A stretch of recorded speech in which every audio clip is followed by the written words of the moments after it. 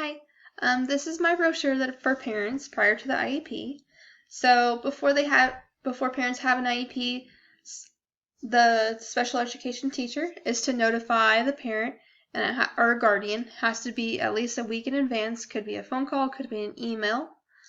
And consent testing.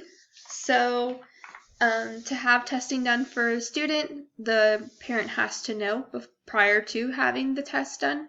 For the evaluation, and if parents think it's incorrect, then they have the right to request another one, and it could be from an outside school evaluation.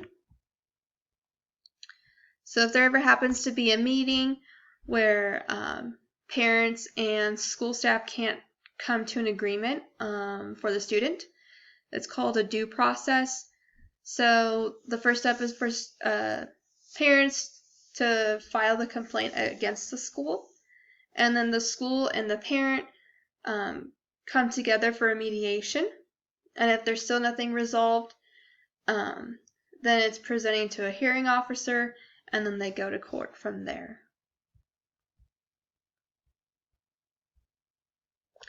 For the school, they are to protect the confidentiality of the student, and that's what their name, their address, their phone number, parent's name, all of that type of information. For the participation requirements, the school must make every possible effort to notify the parents for the IEP and to accommodate to their schedule. And for parents, they should know that their child should be in the learning in the least restrictive environment, so inclusion as much as they can.